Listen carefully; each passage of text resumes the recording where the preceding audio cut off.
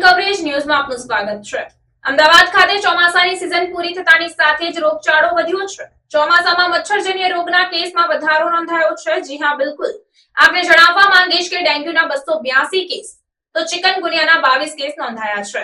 આ સાથે જ 15 વર્ષથી ઓછી ઉંમરના બાળકોમાં ડેન્ગ્યુના કેસ વધુ પ્રમાણમાં નોંધાયા છે।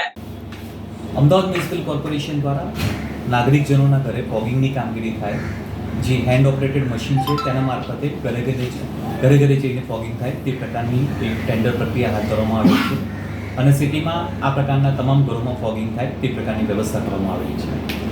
આ ફોગિંગ મશીન દ્વારા સ્લમ વિસ્તાર છે, બંગલા વિસ્તાર છે, હાઈરાઇઝ બિલ્ડિંગ વિસ્તાર છે, આ તમામમાં ફોગિંગ થાય અને ઘરમાં જઈને ઘરના ગેટ પાસે આ મશીન મૂકીને ઘરમાં ફોગિંગ થાય તે પ્રકારની આ ટેન્ડર પ્રક્રિયા છે અને આ પ્રકારનું ફોગિંગ હાથ ધરવામાં આવે છે। તેમ છતાં ઘણા વિસ્તારમાંથી કદાચ કોઈ હાઈરાઇઝ ફ્લેટમાં આ પ્રકારનું ફોગિંગ નથી થતું, તદુપરાંત ઘરમાં આ પ્રકારની કામગીરી કરવામાં નથી આવતી તે પ્રકારની કમ્પ્લેન પણ મળેલ છે। આના અનુસંધાને જે તે એજન્સીને નોટિસ પણ આપવામાં આવેલ છે અને આવા કોઈ પણ કમ્પ્લેન હોય કોર્પોરેશનના 155-303 નંબર પર ડાયલ કરવાથી કોર્પોરેશન દ્વારા જે તે કામગીરી કરવામાં આવશે, કાર્યવાહી કરવામાં આવશે। તમામ નાગરિકજનોના ઘરે ઘરે ફોગિંગ થાય તે પ્રકારનો પ્રયાસ કોર્પોરેશન દ્વારા, અમદાવાદ મ્યુનિસિપલ કોર્પોરેશન દ્વારા કરવામાં આવશે। દરેક ઘરમાં ફોગિંગ થાય તે પ્રકારનું ટેન્ડર પ્રસિદ્ધ કરવામાં આવેલું છે। દરેક જે તે વોલેન્ટિયર કે જે આઉટસોર્સિંગ એજન્સી દ્વારા મૂકવામાં આવેલો છે, ઘરના એન્ટ્રન્સ પાસે કે જે મેઇન ગેટ હોય ત્યાં મશીન મૂકીને ઘરની અંદર ફોગિંગ થાય તે પ્રકારની તમામ કોન્ટ્રાક્ટરને સૂચના આપવામાં આવેલી છે અને આ જ રીતે ફોગિંગ કરવાનું હોય છે। અને આ પ્રકારનું ફોગિંગ પૂર્ણ થાય ત્યારબાદ દરેક નાગરિકજન 10 થી 15 મિનિટ માટે પોતાનો ઓરડો, પોતાનું ઘર બંધ રાખે, જેથી કરીને આ ફોગિંગનો મેક્સિમમ યુઝ થઈ શકે અને મચ્છરનો આપણે નાશ કરી શકાય, મચ્છરને અટકાવી શકાય, તો આનું બેસ્ટ રિઝલ્ટ મળી શકશે। જે વરસાદની સિઝન પૂર્ણ થયેલ છે તેના અનુસંધાને મચ્છરજન્ય કામગીરી પર ભાર મૂકવામાં આવેલો છે।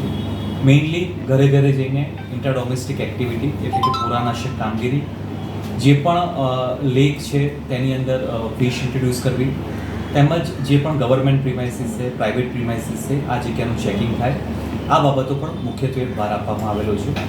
કેસની દ્રષ્ટિએ હાલમાં ડેન્ગ્યુના ચાલુ માસ દરમિયાન 282 કેસીસ અને ચિકનગુનિયાના 22 કેસ રિપોર્ટ થયેલા છે। કોર્પોરેશનમાં આ માટે તમામ અર્બન હેલ્થ સેન્ટરમાં આ બંને ડિસીઝનું ડાયગ્નોસિસ થઈ શકે તે માટેની ફેસિલિટી અવેલેબલ કરવામાં આવેલી છે અને જરૂરી સારવાર મળી શકે તે પ્રકારની કાર્યવાહી કરવામાં આવેલી છે। કમ્પેરેટિવલી લાસ્ટ વીકની કમ્પેર કરીએ તો હાલમાં ડેન્ગ્યુનું પ્રમાણમાં એક સામાન્ય ઘટાડો જોવા મળેલ છે। આવનારા દિવસોમાં કોર્પોરેશન દ્વારા મુખ્યત્વે જે પણ હાઈરાઇઝ બિલ્ડિંગ છે, કોમર્શિયલ બિલ્ડિંગ છે, આ પ્રકારના વિસ્તારમાં મેક્સિમમ ચેકિંગ થાય તે પ્રકારનું આયોજન કરવામાં આવશે। મુખ્યત્વે કેસીસ બાબતે ચાલુ માસ દરમિયાન જે 282 કેસીસ રિપોર્ટ થયેલા છે તે પૈકી 130 કેસીસ છે કે જેની એજ લિમિટ છે એ મોર દેન 15 યર્સના એજ ગ્રુપના વ્યક્તિ છે। ત્યારબાદ 57 કેસીસ છે તે બાળકોની ઉંમર 9 થી 14 વર્ષ છે। 43 કેસીસ છે તે બાળકોની ઉંમર 5 વર્ષથી 9 વર્ષ સુધીને અને બાકીના જે બાળકો છે તે 5 વર્ષથી નીચેના છે। આમ જે કેસીસ આવી રહ્યા છે, સ્કૂલ ગોઈંગ છોકરાઓ, કોલેજ ગોઈંગ છોકરાઓમાં કેસીસ કમ્પેરેટિવલી વધારે થયેલા હોય ડેન્ગ્યુના કેસીસ તે રિપોર્ટ પ્રમાણે જાણવા મળ્યું છે। એટલે કે જુલાઈ માસની વાત કરીએ તો ડેન્ગ્યુના 171 કેસીસ, ઓગસ્ટ માસ દરમિયાન 688 કેસીસ અને ચાલુ એટલે કે કરંટ માસ દરમિયાન સપ્ટેમ્બર મહિનામાં 282 ડેન્ગ્યુના કેસીસ રિપોર્ટ થયેલા છે। સાથે સાથે ચિકનગુનિયાના કેસીસ બાબતે 7 કેસીસ જુલાઈ માસમાં, 58 केसेस अगस्त मास में और सितंबर मास में 22 केसेस रिपोर्ट थયેલા છે। खबरों के लिए चैनल को सब्सक्राइब कीजिए। खबरों का नोटिफिकेशन पाने के लिए बेल आइकॉन को जरूर दबाएं।